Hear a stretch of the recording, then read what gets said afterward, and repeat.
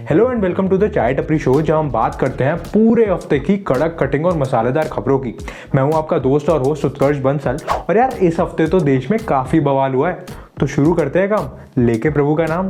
दोस्तों 28 मई को देश की नई पार्लियामेंट बिल्डिंग का उद्घाटन किया गया। और सोचो, उद्घाटन से पहले इतना बवाल हो गया, तो एक बार इसमें लोकसभा और राज्यसभा की बैठक होने लगी तो अब कितना ड्रामा होगा।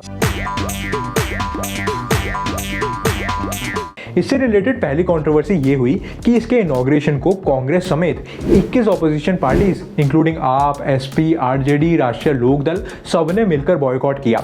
वहीं बीजेपी समेत 25 पार्टीज ने इसमें हिस्सा भी लिया।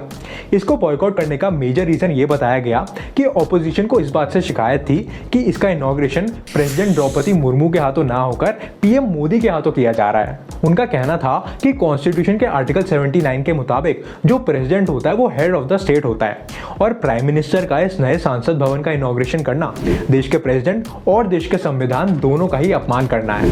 इस बिल्डिंग से जुड़ी दूसरी कंट्रोवर्सी थी एक गोल्डन सेप्टर यानी कि सेंगोल को लेकर, जिसे पीएम मोदी ने इनॉग्रेशन के मौके पर लोकसभा के जो स्पीकर होते हैं उनकी सीट के पास इंस्टॉल किया। इसको लेकर होम मिनिस्टर अमित शाह ने बताया कि सेंगोल को तमिलनाडु में बनाया गया था और 1947 में जब देश को आज़ादी मिली थी तो लॉर्ड माउंटबैटन ने इसे उस समय के प्रधानमंत्री पंडित जवाहरलाल नेहरू को दिया था as a symbol of transfer of power from British to India. अब इसी परंपरा को दोहराते हुए उद्घाटन के मौके पर एक प्रीस्ट पीएम मोदी को ये सेंगोल देंगे, जो कि इवेंचुअली इसे नए संसद भवन यानी कि नई पार्लियामेंट बिल्डिंग में इंस्टॉल करेंगे। अब लफड़ा ये हुआ कि कांग्रेस ने पलटवार करते हुए ये दावा किया है कि भैया देखो, इसमें तो कोई शक नहीं है कि इसे लॉर्ड माउंटबैटन ने पंडित जी को दिया था, पर ये जो आप कह रहे हो कि ये ट्रांसफर ऑफ पावर का सिंबल वगैरह है, ये एकदम फेक है, इसका कोई सबूत नहीं है और ये आप व्हाट्सएप यूनिवर्सिटी से पढ़ के बोल रहे हैं। अब इस पे बीजेपी ने कुछ कहा, फिर ऑपोजिशन ने कुछ कहा, फिर बीजेपी ऑपोजिशन, मतलब ये कहना सुनना काफी लंबे समय तक चला। खैर अब तो देखो, उद्घाटन भी हो गया, सेंगोल भी इंस्टॉल हो गया, तो मतलब फिलहाल के लिए ड्रामा खत्म सही हो गया। पर अब जैसे जैसे इलेक्शन नजदीक आ रहे हैं, कुछ ना कुछ ड्रामा तो चलता ही रहेगा और ये मसालेदार खबरें हम आप तक पहुंचाते रहेंगे। इसी के साथ let's move on to the next section of the show, जिसका नाम है वीकली दरबार, जहां को छोटी बड़ी देश विदेश की सारी खबरों का दरबार लगाया जाता है। और इससे पहले कि इस दरबार की सभा शुरू हो, थोड़ा लाइक और सब्सक्राइब कर दो यार, मतलब बस 1 सेकंड लगेगा, फटाफट कर दो ना प्लीज। दोस्तों अगर आपने नोटिस किया हो तो आईपीएल के प्लेऑफ्स में डॉट बॉल्स की जगह स्कोर बोर्ड पर ट्री इमोटिकॉन्स आ रहे थे। दरअसल ये बीसीसीआई और टाटा कंपनीज का एनवायरनमेंट की तरफ एक नया इनिशिएटिव है, जहां चारों प्लेऑफ्स में जितनी भी डॉट बॉल्स डाली गई, यानी कि जिन बॉल्स पर एक भी रन नहीं आया, उस हर बॉल के लिए बीसीसीआई देश में 500 ट्रीज लगाएगा।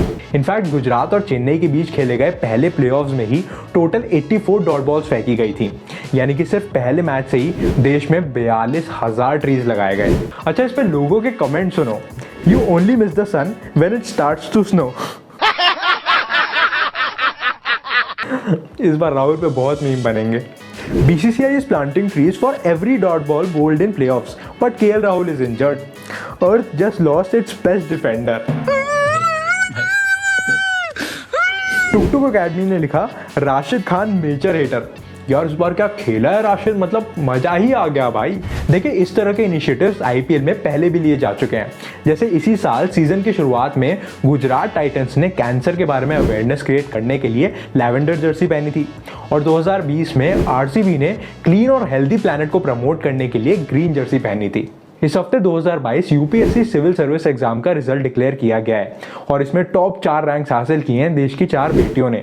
इसमें टॉप किया है उत्तर प्रदेश में नोएडा की रहने वाली इशिता किशोर ने, फॉलोड बाय गरिमा लोहिया, उमा हारथिन और स्मृति मिश्रा। इस एग्जाम में टोटल 933 कैंडिडेट्स का सिलेक्शन हुआ है और उनकी रैंक और प्रेफरेंस के बेसिस पर उन्हें आईएएस, आईपीएस, आईएफएस और बाकी सेंट्रल सर्विसेज के लिए रेकमेंड किया जाएगा।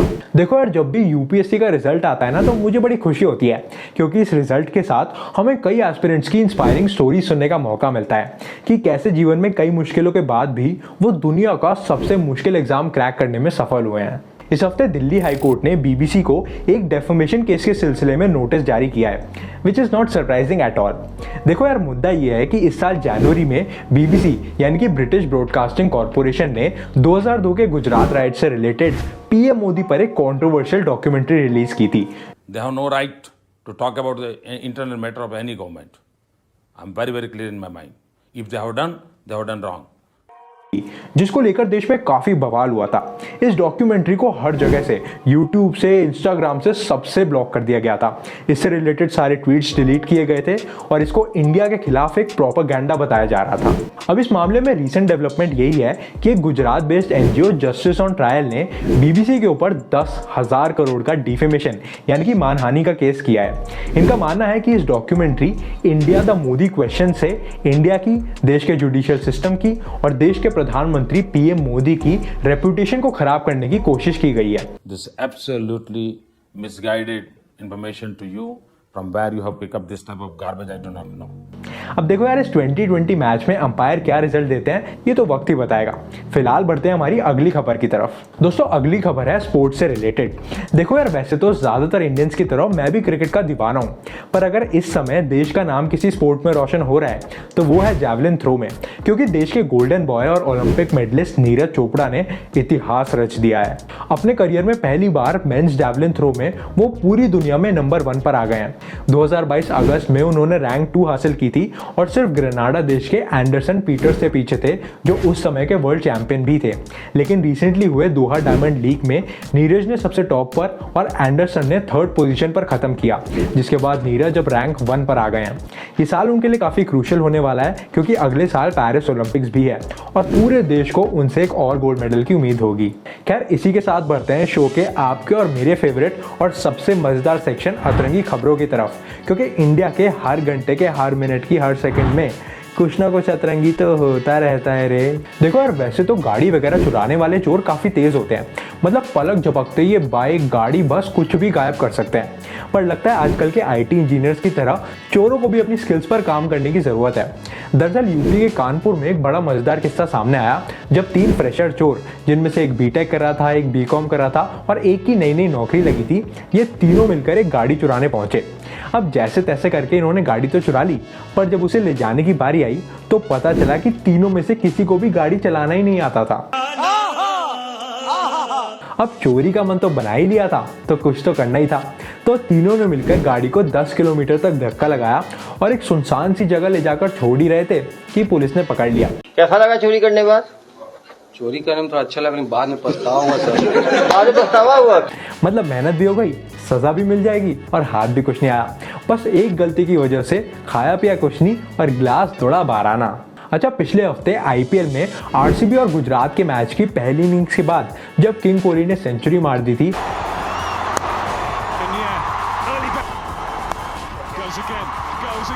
और आरसीबी ने गुजरात को एक अच्छा खासा टारगेट दे दिया था, तो आरसीबी के लाखों फैंस को लगा कि शायद आरसीबी क्वालिफाई कर जाए। अब इन लाखों फैंस में एक ऐसी भी लड़की थी जो इतना एक्साइटेड हो गई कि उसने अपने पूरे पीजी के लिए स्नैक्स मंगा डाले। अब यार देखो आगे क्या हुआ, ये मेरे लिए भी काफी इमोशनल है, इसलिए मैं बोलूंगा नहीं, पर आपको तो पता ही है क्या हुआ। जग ने छीना मुझसे मुझे जो भी लगा प्यारा। खैर, इस लड़की की रूममेट ने जब इस बात को ट्वीट किया तो ये ट्वीट एकदम वायरल हो गया और इस पर कमेंट्स उतने ही फनी हैं जितना ज्यादा आरसीबी के हारने का दुख। गजब बेइज्जती है। नहीं, एक्चुअली दुख ज्यादा है। स्विगी ने लिखा, now you all order tissue papers for her. Nihar Kundal ने लिखा, भारी नुकसान हो गया बेचारी का। अक्षय खुराना ने लिखा, आरसीबी 1 हार्ट्स बोल के सबको खिला दो अब। पर ये तो पिछले साल भी बोला था। बंद करो हाथ जोड़ के। मैं इस हफ्ते देश में हुआ डीमोनेटाइजेशन 2.0, क्योंकि आरबीआई ने अनाउंस किया है कि अब 2000 के नोट का सर्कुलेशन बंद कर दिया जाएगा। हालांकि नोट करने वाली बात यह है कि इसका सिर्फ सर्कुलेशन बंद हुआ है और ये लीगल टेंडर अब भी है, मतलब अब भी आप इसमें लेन देन कर सकते हैं और 30 सितंबर तक अपने 2000 का नोट बैंक में जाकर बदल भी सकते हैं। अच्छा, यहाँ खबर आई और वहां लोगों ने मीम्स की लाइन लगा दी। मिथिलेश ने ट्वीट किया, 500 रुपीज नोट राइट नाउ। कभी कभी लगता है अपन ही भगवान है। उमदा टैमकर ने ट्वीट किया, RBI to withdraw 2000 rupee note from circulation, me with 69 rupees in bank account. अबे हमें घंटा फर्क नहीं पड़ता। कागज एप्स ने लिखा, launched in 2016 and taken back in 2023, rupees 2000 note be like. भाई ये तो शुरू होते ही खत्म हो गया। सागर काजम ने लिखा, 2016 2000 rupee note was introduced to curb black money. 2023 2000 rupee note is withdrawn to curb black money. You have become the very thing you सोर टू डिस्ट्रॉय।